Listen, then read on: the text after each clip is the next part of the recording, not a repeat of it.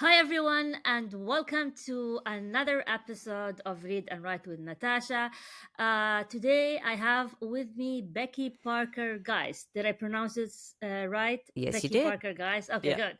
She is the founder and CEO of Pro Audio Voices, which is a Portland based company serving client as a go to place for audiobook production and marketing.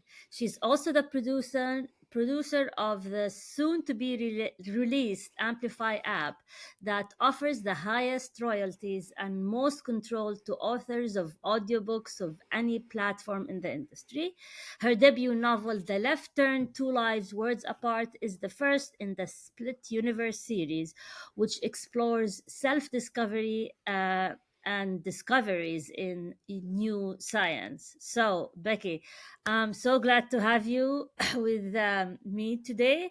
As a huge fan of audiobook books, I'm really excited and I have a lot of questions for you. So, first, where do we stand when it comes to the audiobook industry? Well, yeah. So the audiobook industry has been growing for over a decade, and double-digit growth over Oh, wow. those, 10 years. And it is showing no signs of slowing down. So Okay. there's still actually a lot of potential, in the market. It's not like the market is saturated by any means. And Okay. so I think we're just going to keep seeing this double digit growth year after year. I don't know when that might slow down, but we do certainly. I see that when people start with audiobooks, most often they fall in love with the format, and it provides a lot of flexibility. It also provides a whole other level of performance that helps bring audiobooks to life. A book brings books to life. And I just think that there are so many benefits, so many upsides to the format itself that then the more listeners we have, the more listening each listener is going to, want to be doing. And so we're going to just keep seeing that growth. It's a great Mm. place to be and an exciting place. Yeah. Why is that? Why do you think it's growing? Well, I think What? there are several. Yeah, I think there are a lot of Okay. reasons. And I do, I'll just, I guess I'll start actually with how the pandemic, I think, had an influence. The the fact that we can listen without having to have screen time these Mm. days in our world where we have so much, our eyes are so, spend a lot of time in front of a screen, Okay. and that can be tiring. You know, so for one thing, it's a great way to be able to have that entertainment or that input, being able to read without having to use our eyes to do so. Okay. But I think for a lot of people, it's about how can I take in even more content? I Yeah. hear that again and again from people, just because the format is so flexible, you can be doing something else physical Yeah. with your body, your Yeah. hands, and your mind can be off in another world Yeah. or taking in some new information that you want to learn about. So it's I think just the flexibility of it is tremendously powerful and part of what maybe probably the biggest driving factor. Hmm. What about the introduction of Bluetooth headphones? The fact that I'm not connected to my phone Hmm. with a wire, for me personally, that kind of doubled my listening time because I leave my phone in the kitchen or upstairs and I go downstairs to do the laundry or whatever, and this is always plugged in. And in the past, just the fact that I had the wires and like it added an extra layer of friction. do you Yeah. think do you think that contributed to it? It probably does. Certainly, as you've experienced, it contributes to the enjoyment of the format. Um, in terms of how much that may have impacted or be impacting growth, really hard to say because I don't know that anyone's even studying that particular level of detail, but I think it's really cool that you brought that up, because you're Yeah, right. It's like the easier things are for us, because we're doing a lot of stuff. Our minds are busy, and our hands are busy, and uh, the less friction we have in a correct. process, the Yeah. more likely we are to stick with it and grow with it. Yeah. Yeah, I mean, an AI as well, like Siri on the iPhone, or Alexa on the on Amazon. Just the fact that you can like be running around and then like read or say the command and you're done. And like I'm a busy mom of three kids, Mhm. and for me, this in the car, or no, like even with not in the car, but everything I do is I ask Siri to do it. I ask Mhm. Siri to like when I listen to the book. So it really helped. So I'm just curious to see. So like listening to books is not new, right? It's been on for a while. So I when we, let's say, 10 years ago or Mhm. more, when we used to go on road trips and stop by Cracker Barrel, there's always these, whatever, books on tapes. Yep. And it's like I used to look to, like I've never done it. I grew up in the Middle East and I moved to the US 20 years ago. So that was a new concept for me, that people will actually rent a book, put it in the car and listen to it. Yeah. And I always wondered about it. I was like, oh my god, that's a lot of logistics, because you have to find the next Cracker Barrel and all of Mhm. that. But it's not a new concept, right? But No, no, and, yeah. if you think about it, kind of it's maybe the oldest concept of all, because before we even had printing presses, what were we Okay. doing? Oral storytelling. Correct. It's how we share our Ah. histories, it's how we express what we're experiencing in life, and the storyteller is kinda like the shaman, right? The one who can Yeah. weave those tales for us. So I think in many ways, it's the oldest form, and I find it fascinating that now that we are in a technological place where we can take that, and now instead of it just being to the court, or, the group sitting around the campfire, we now have a way to make it so we can record a story in one place, one time and space moment, and it becomes available to millions of people in some other variety of time and space moments. Uh, I Yeah, Yeah. that's true. Because I remember my granddad, who passed away a long time ago. He never used to read to us, but he used Uh-huh. to tell us stories, and he used to tell Yeah. us ghost stories. And funny, because I remember the ghost story, and I retold it last month as a ghost story at a camping trip. And I told him this was, it's probably over 100 years old story about a man who goes to Damascus to shop for his bride, and he gets attacked by this mystical creature. And so, I mean, the fact that I still remember it because he kept telling us that, and so I Right. feel like somehow I preserved the tradition, or I saved that story through telling it. So that's fascinating. Yeah. So I want to ask you about this platform, Amplify. Has it been released or It not yet? has. Yes, Okay. it If you has. can tell us a bit about it, because I'm really curious about it. Yeah. Yeah, yeah. We released the apps Amplify Audiobooks. It's in both app stores. They were both released in July of this year, so it's still fairly new in terms of that Oh, aspect of the platform. congrats. Thank you. Very exciting. And it's for many years I've been working in this industry and seeing how the model works for authors who are, getting their books into audio, spending all the time and money and energy to create the book, get it into audio, and then send it out into the world.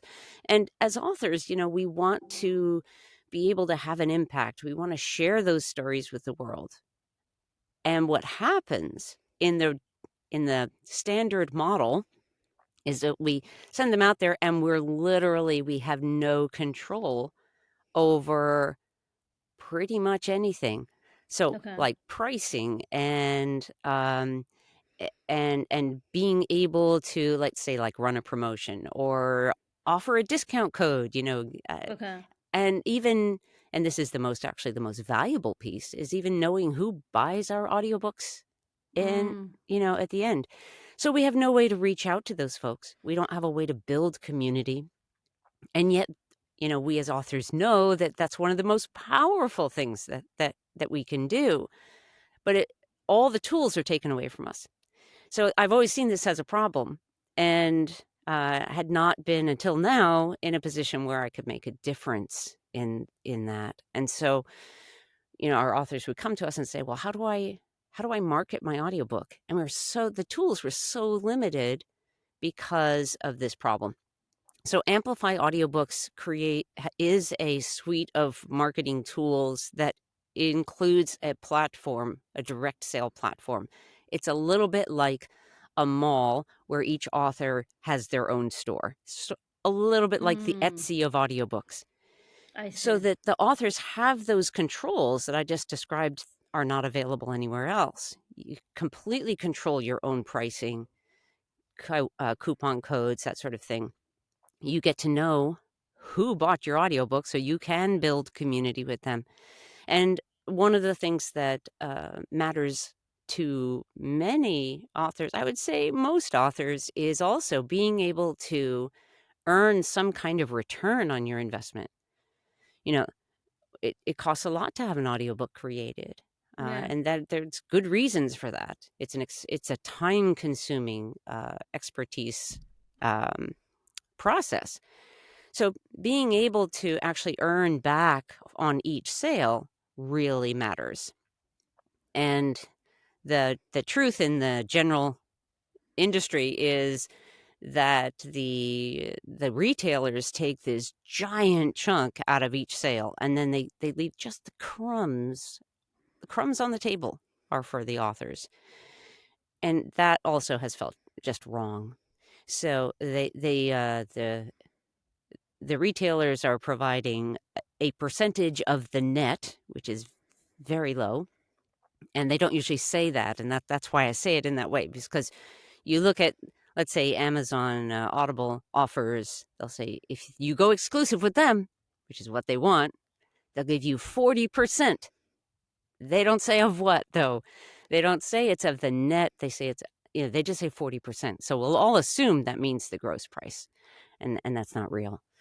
So on Amplify Audiobooks, our authors get 65% of the gross price that they set.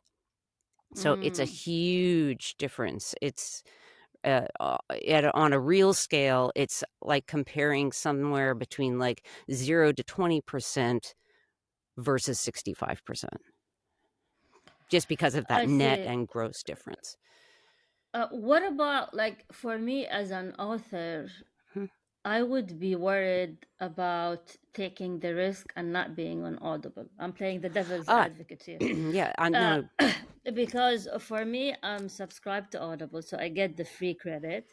Hmm. So, and when I think audiobooks, I just think Audible. I don't think anything else. Some people might think Libby, or Yeah, they think now Spotify just launched a new thing. I read it yeah, yesterday. they bought Findaway, so yeah.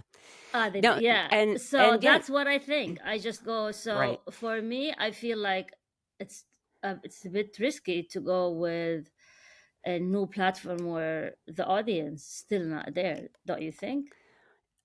Well, we're not saying only be on Amplify Ah, Audiobooks. We're okay. saying also be on Amplify Audiobooks.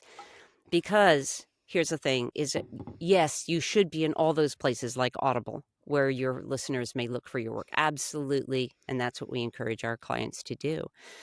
But the truth is that most people are only going to find your audiobooks when you're marketing, whatever marketing you're doing, your social media posts, your email marketing. Correct. So your our marketing is essentially like directing traffic. Oh, hey, here's Ah, my audiobook. Would you buy it over here? Buy it over here.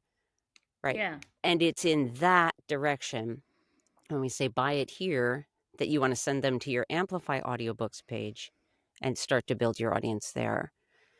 And it's true, that yes, we don't have as many people coming to Amplify Audiobooks yet because it is new. But Yeah. it is through those marketing efforts of each author who's on that platform who are drawing more and more you know, um, listeners to the platform. And in that smaller grouping, you're also become more discoverable. Um, Ah, I see. So what happens if I go on both, on Audible and Amplify? What do I lose? Like if well, I don't say sign exclusively with Audible, yeah, you don't lose what anything. You only win because you're adding a place. As I say, I think it's good to be in all the places where your listeners might show up, right? mm, So by having a broad distribution and then also having that Amplify Audiobooks as a part of that broad distribution is really valuable, especially if you use it by pointing people to it when you're marketing. And I also, see. it's, I think, wise to say, please buy it here and here's why, but it's also available at your favorite audiobook retailer. Okay. That way people know, oh, okay, well, if they're a subscriber somewhere, they're going to go there anyway. That's just natural.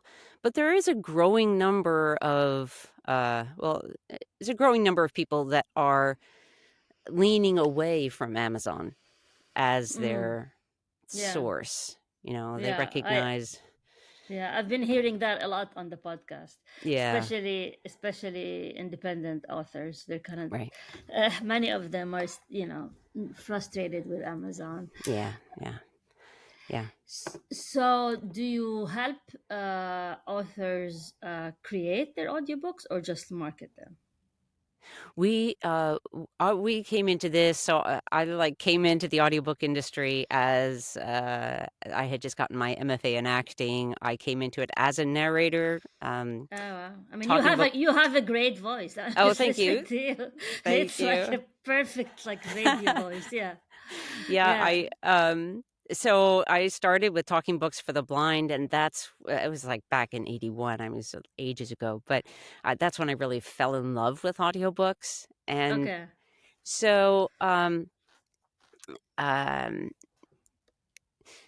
sorry, I just lost my The train of thought. Yeah. So the question is, do you help authors produce or Oh, create yes, yes, yes, audiobooks? of course. Yeah. So, our core offering for many years, and we're just about to celebrate this month, we celebrate 10 years in business as Pro Audio Voices. So, for I would say even like the first 5 years, it was mostly, me being solopreneur, but um, the, but still audiobook production, right? Mm. And it was really in the last couple years that Amplify audiobooks started to come forward, and also more of our marketing options were coming forward, and they were all developed in response to what our clients were saying they needed. So Okay. as we listened to how, what they needed, how can we help, and I do a lot of networking in the industry and outside the industry, marketing and other business kinds of things. And so uh, I've been able to bring in a lot of expertise to help where our authors were asking for help. Hmm. So, yes, in terms of audiobook production, that's something that we love You're still doing. doing. You're still Oh, doing. yes, absolutely. Yeah. And Okay. everything from single narrator, full cast, children's books, nonfiction, fiction, the works. We love it. Okay. Yeah. So for the sake of anyone who's listening or watching, I'm an which is me. I'm an independently published author or self-published author. I wanna have my book as an audiobook. I'm a starving artist. Let's say this. I'm playing the devil's. I am a starving artist, but I'm also playing the devil's advocate. Is for me the idea of spending thousands of dollars, if Hmm. that is what I hear in the market for Right. the audiobook, is a bit intimidating, Hmm. and especially when you know that books do not sell that much. So, how would you convince me to make that investment? And what kind of packages do you offer Mhm. for self-published authors who don't have the backing of the big fours? I guess now they're big five or big four Yeah, yeah, in yeah, big publishers. Yeah. yeah. Well, first of all, I guess I would say that I wouldn't. I we don't like try to convince because we want to make sure that it's going to be the right decision for each Okay. person. You know, Okay. but Okay. what we will do is help you. You know, look at your goals. What are your goals? And will having an audiobook help? You know, could that help you achieve your goals? And one of the things that you brought up um, the the question about audiobook sales. Yeah. And this is the very place where Amplify Audiobooks makes such a difference. And because, authors haven't had the tools to be able to effectively market their audiobooks and get a return. Mm. So you could look at this, and people have in our industry, have looked at the problem of, oh, authors aren't getting a return on their investment, you know? Yeah. And how can we solve that? Well, some people, like Book Baby, for example, they went, well, we'll offer AI narration, because it's so much cheaper. And I don't see Uh-huh. that as a solution. I get that it might be for some people, but it's not one that I don't want to listen to an AI narrated audiobook. And I don't think that's the best thing for us as human beings to be. But can we tell? Can the audience tell it's Yeah. AI? Like when you listen to Siri, let's say Siri is narrating the book. Can you tell? It's You not. yeah, yeah, you can tell. And maybe, some of us can tell more readily than others or more Yeah. quickly, but I don't know. I mean, there's a whole other sort of philosophical aspect to Yeah. that Yeah. question, um, but but in terms of looking at that problem, like, how do we solve the problem of it being worth it to an author to do an audiobook? Well, if you can't get a re if you can't, if you're not gonna earn much back and you don't have any way to, um, effectively market it in the first place, like, you can do social media posts that say, "Hey, my book's on Audible now." You'll never know whether it's been effective, for one thing. If it is effective and you make some sales, the return on those sales is gonna be so small that it's negligible for each sale. So those are the problems as I see it from my viewpoint. So I was like, okay, yes, this is a problem. How do we deal with it? Well, let's give the authors the control that they deserve, and the return from each sale that they deserve. And how do you do marketing differently than, let's say, an author or Audible? What is your marketing magic? Well, it's being able to have those tools. So if being able to run a promotion, people love sales. I love Yeah. sales. I Yeah. like, and so being able to do that, even I mean, that sounds like so basic, and it is very basic, but you can't do that. You With can't say audiobooks. tell Yeah. Amazon, "Put my book on sale." Uh, for They won't do it. You have no You control over it. you can control the price No, you of, can't. not the audiobook, the paperback. Paperback, Sorry. yeah, Yeah. yeah, Sorry, that's my dad. but you Yeah. can't control your audiobook price. They don't even with Audible, you can't even suggest the price that you would like. Even if you did, they'd ignore it. Interesting. Yeah, so you don't have that control. And if you want to just run a promotion, you want it to go on sale, you can't. And you can't do that on any retailer. You just don't have that power. And so being able to have a tool where you can actually say, "Yes, my book's on sale. Get it here at that sale price." That's powerful. If And you yeah, sorry, go ahead. Oh, and just like if let's say you're doing an event, maybe it's a book launch event or Mm. special holiday, and you want to, or you're trying to add people to your email list, and you want to give them some reward. You could give them a coupon code. You can't do that Hmm. anywhere else. You, th- there's just no Yeah. way. So, okay. So, what are we looking at in terms of the price? Like, what's the F- package? for production, For production, for yeah, alone. production. Yeah. It's going to be based on a lot of different things. The most important thing is going to, or the main factor is word count. Mm. And then the second biggest factor is it a one narrator or is it like something more, or do you have a bunch of sound effects or music in there, or is it just straight Ah, I see. narrative, you know? So the least expensive is going to be your single narrator. And in terms of word count, they're most often, audiobooks tend to run somewhere between like 3 to 7,000. But there's so much range, largely because, I mean, like a children's book, for example, might be 100 words, but, or Ah, 5 minutes long, but it has lots of music and sound effects to sort of bring it to true. life in a different way. Um, and then, a full cast audiobook typically is going to be much more like, 15,000 or something, in that range. But your single narrator is going to fall in that most often, like I say, 3 to 7,000. And then, but there are different ways to do it. So at Pro Audio Voices, for example, we have what's our normal concierge service, which is the way that we love working with authors. They're very collaborative.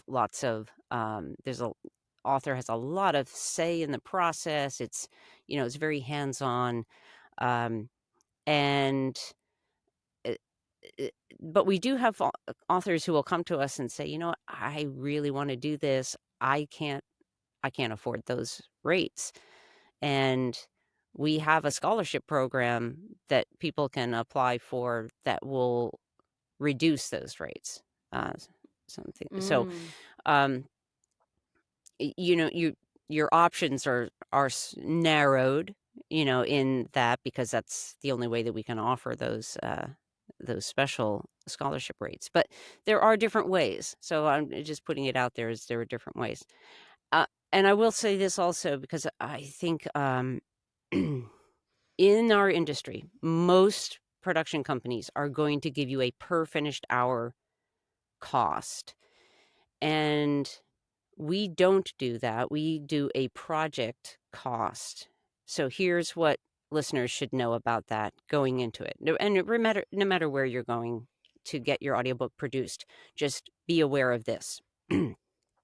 If you're doing a per finished hour basis, and let's say they say it's going to be $650 per finished hour, and we estimate your book is going to be 5 hours long. Okay. You want to find out what reading pace they're basing that estimated finished length on. Hmm. And if you have a longer book, let's say your book is more like 90, 120,000 words, your finished length is at greater risk of growing. Here's why.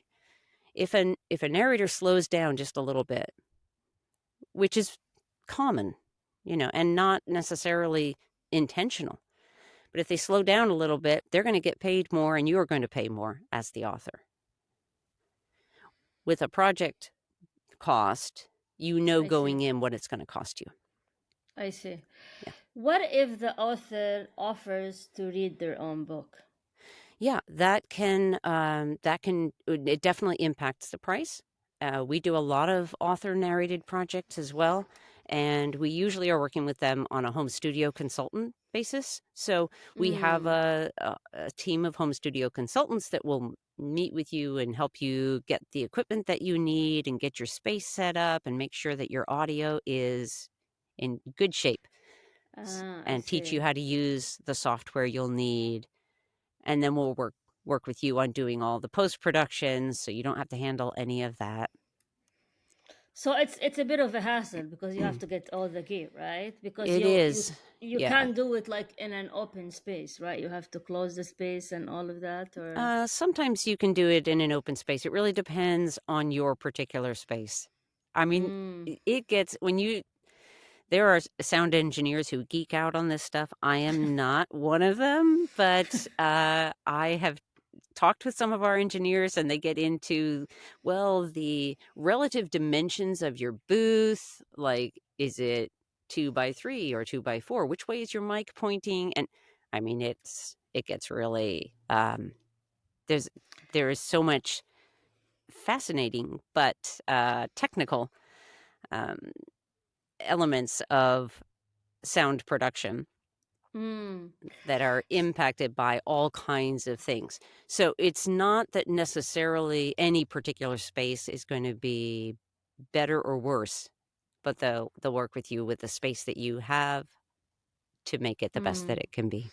Yeah. So I have a technical question that Yeah. I struggle with. Okay, so most of my books are based in the Middle East, right? Mhm. Or between the Middle East and the US. So the main characters are like either moving to the US or to the West or whatever. Mhm. And if I narrate the book, it's, it will be accented, Right. but it sort of mirrors the authenticity of the characters. But at the same time, I feel this might turn people off because they don't like to hear like an accented English narration. What are the pros and cons of this? Like, would I lose the authenticity, or what is your advice? Yeah, so I think that first of all, I wouldn't say that it would turn off your audience likely, especially because your audience is choosing Yeah, stories that, yeah, your character's going through that. So I think it would I wouldn't worry about that aspect of it yeah, at all. yeah, If you were worried about, like, say, like you'd like it to be a little bit lighter accent, for yeah, example, yeah. we can look for a narrator that is going to be able to provide that. Okay, And but I do think that the accent would be very appropriate for to the the book, yeah. story based on what you're saying. Yeah. Yeah, because if I bring a narrator who has like a southern accent from Alabama, is not like it's it's not gonna work. No, Sorry. no. So You I gotta mean, it's you always like, wanna match the voice to the right project. Yeah, the right voice, right project, so yeah. like who would you bring? I mean, that for me is like, how do you pick your the reason I'm asking this, like, how do you pick your narrators for each different topic? So Yeah. That's a who, great question. where do Yeah. you find these narrators that fit these kind of very specific niche or very specific criteria? Yeah, so we have a casting director who works with Okay. us. She works out of New York, and she is wonderful at what she does. Okay. And we have currently about over 500 narrators in our talent bank, and they're spread around the world. So we have many different languages available, many different accents available, and that Okay. talent bank is constantly growing and expanding. Especially if we have a project where it's like, oh, maybe we may not have that many narrators that sort of fit this voice request, and so we do further outreach, to find Mm. voices. Sometimes that's like, hey, narrators who are in our talent bank, who do you know that has this, and that almost always, I think every time we've done that, we've had recommendations that have been really helpful. But And you it all vet them? Do you test them before you sign with them? we The do, yeah. narrators? They Yeah. have to Okay. be vetted through, yeah. And does the author have to approve it? Yes, and so the casting process starts with a conversation with the casting director and the author, to where Okay. she's asking a bunch of questions to make sure that she has a clear idea of what it is that we're looking and listening for in that voice. Okay. And then she'll send out a casting call and a call for auditions for the project using the text of the project, so that, and then she'll vet those initially, so Okay. she'll like go through and narrow it down to what she would consider her top, say, 5 or 6 or something, and then and then she'll share that. So it's always going to be the author's or rights holder's choice as to who Mm. that narrator is. And it's not always necessarily from the casting director's first choice folder. It might be from, one of the other voices that also came in. But it's a it, it's a conversation about, she'll offer her input as to why she's selected the ones that she did. Okay. And but we'll work with authors to make sure that we've found the voice that they feel really good about. So my question is now with Spotify announcement, is Mhm. the audiobook headed towards streaming rather than buying? Mhm. And so, which is kind of like if I go to, uh, is it Libby? Yeah, is it Yeah. Libby, the one that the Audible? So it's like Libby, but Spotify, where I pay monthly and I stream and I don't have to buy the book like Audible. Because with Audible, the book, you buy the book, right? So the Right. book That's right. stays with you. That's right. So what if now the industry is going towards an unlimited streaming rather than buying? Is that where we're headed? Because I'd rather stream, honestly. I Yeah. don't like, do you want to own the audiobook? Not really. I think we're gonna have more than one model on, for a while. Okay. I don't think we're gonna go all one direction. Okay. I don't know, as a listener myself, I own many audiobooks, and some of them I've listened to many times because I've enjoyed them Uh, so much. Uh, okay. so I will sometimes go back to them, even though there's still lots of great listens out there. But I wouldn't. I don't feel the need to own them necessarily either. But I think it's gonna depend on the person as to what model works best for them. Mm. Yeah. Because like when it comes to watching movies, people mostly stream, not Yeah. buy. Right. At least if I look at my habits, Yeah. the only time I like rent, if it's like a new release or whatever, but Hmm. I just stream. And Yeah. I was wondering if that's where we're headed now with audio. It's just something Yeah. to think about. Yeah. So what's your favorite audiobook? Uh, I would say I there's so many I love, but, Yeah, I'll say of the ones that we've produced, of it course. might I'll just start there, and it is on Amplify Audiobooks. It's Quantum. It's, like a techno thriller, full Okay. cast, really, Okay. really fun project. Um, and then for ones that we have not produced, ones that I've listened to multiple times because I Yeah. love them. So Jojo Moy's 1+1 is one of my personal Uh, favorites. why? The character development, these Okay. characters are so delightful. Okay. The way that they progress, they're so flawed and yet so understandable. I Okay. just feel such a wonderful and I enjoy her dialogue. I think she's a wonderful writer. So I always look forward. I've listened to a lot of her audiobooks. Um, Jojo Mars? Okay. Jojo Moyes, yeah. Oh wow. So before we go, I want to ask you about your novel. So Yeah. you just published a novel. So why did you move from like the audiobook industry to publishing a novel? Was it always a dream of yours to publish, or like where how did Yeah. that happen? Yeah, well, I think from the time I was a little kid, I wanted to be a writer. I wanted to be an author. I wrote my first book when I was like, I don't know, 5 or 6 or something. Um, Oh, okay. but, and have written a few, like, nonfiction and children's books. This was my first novel, and I didn't actually set out to write a novel. I was on a bike ride in San Francisco, and this it kind of dropped into my head in this one moment when I it's like I was my husband at the time was, we were on this bike ride, and he was way ahead, several blocks, and I came to this stop sign, and I just had this thought, "What if I just turned left?"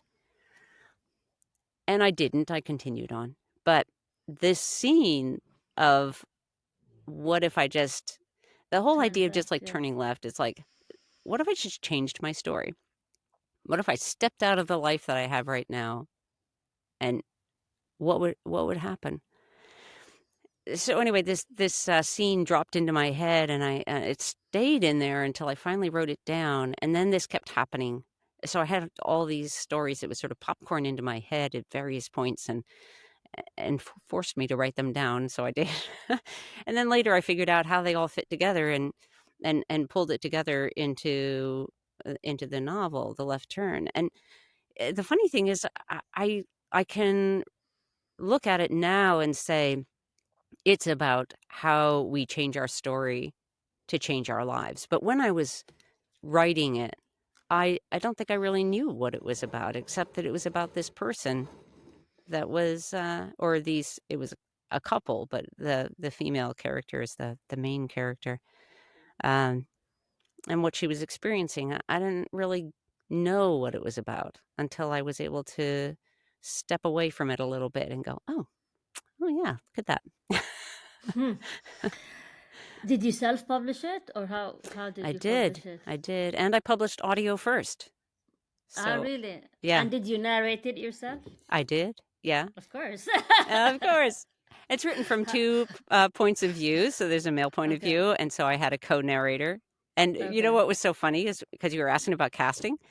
Yeah. Oh, man, I thought that the casting process, and I went through it with our company, our casting director, and I had about 5 top narrators. I know all of them well. We've done work with each one of them, and each one was the best in a slightly different way. And I had a heck of a time deciding, which one to go with. Any one of them would have been great, and I asked, family members, and they each had a different favorite, and every one of them said, "They're all great."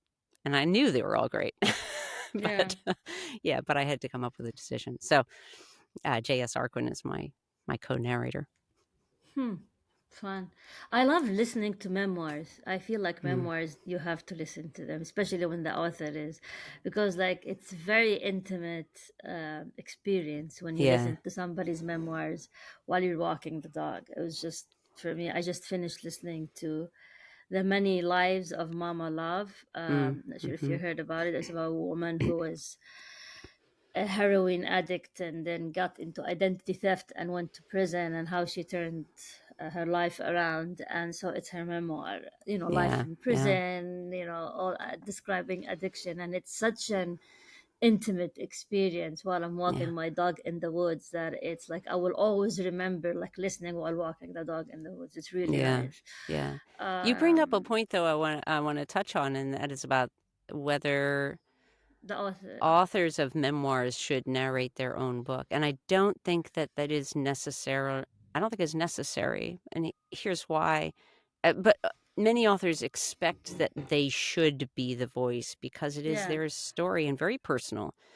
And my experience has shown me that that doesn't necessarily mean that the author is going to be the best narrator for telling their story, Yeah. because it really, a good actor is going to step right into the shoes of that person and experience those emotions and bring that story forth in a way that is like optimal. And n- the authors themselves are not always able to do that, and I would say more rarely are able to do that, simply because it's a different set of skills, and having lived through it does not make you the best teller of that story necessarily. Yeah.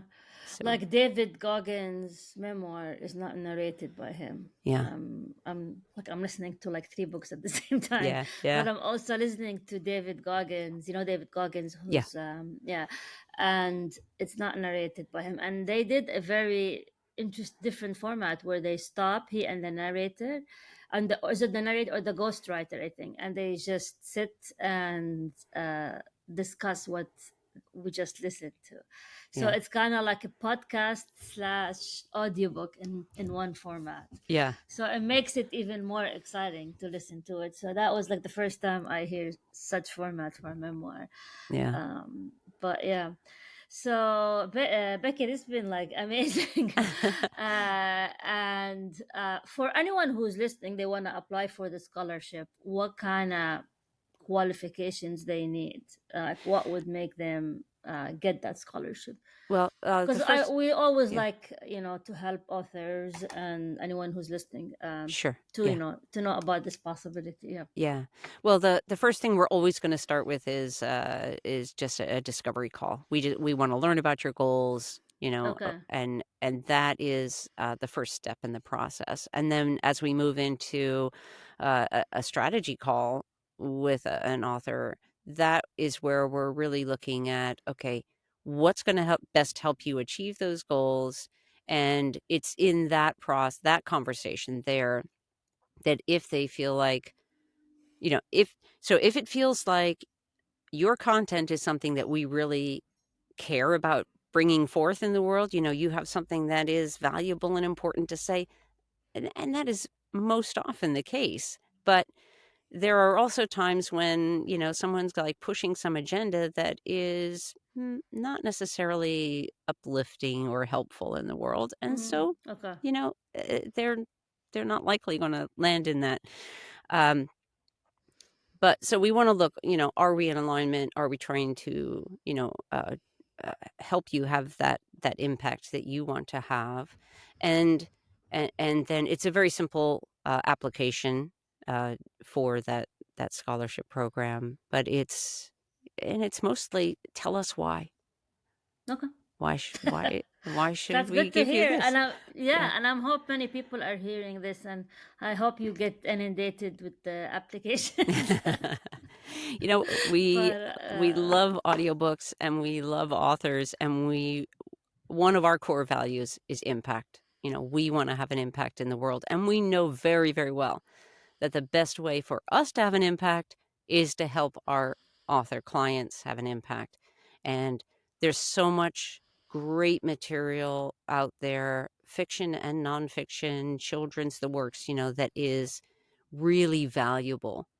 yeah. And if we can help bring that forward, then we're having a greater impact in a positive way. That matters.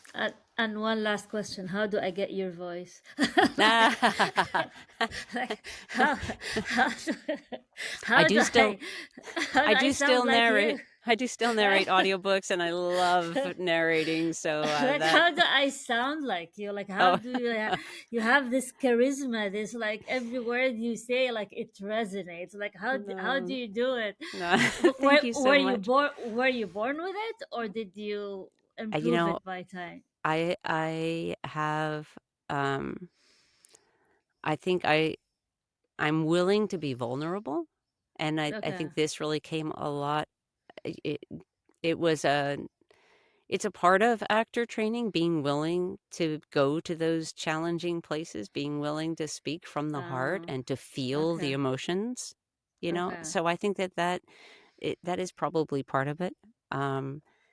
It can feel like, sometimes that can feel like a risky thing to do, Yeah, you Yeah. never know, but there's I guess it's feeling confident enough in who I am to be willing to say, "Okay, this is who I am." And, Like uh, you're if you don't like who I am, then that's not gonna feel very good to me, but, yeah. I'm still who Nice. I am. It's like you're putting me in the Zen mode. There you It's go. like, Uh yeah. Well, this been wonderful, Becky. Any last thoughts? How can people reach you, buy your books, all of that? Yeah, great. Thank you. Yeah, so best place to reach us for audiobook production is proaudiovoices.com. If you are an audiobook listener and you just want to go find out what's on that platform, amplifyaudiobooks.com will take you straight to that, uh, to take you straight there. And my author website is beckyparkergeist.com. You can find all of that just going to proaudiovoices.com. That's kind of our home base. Yeah. Sounds great. And thank you very much for your time, Becky. And for Thank you. anyone who's listening or watching, thank you for joining us for another episode of Read and Write with Natasha. And until we meet again. Thanks so much.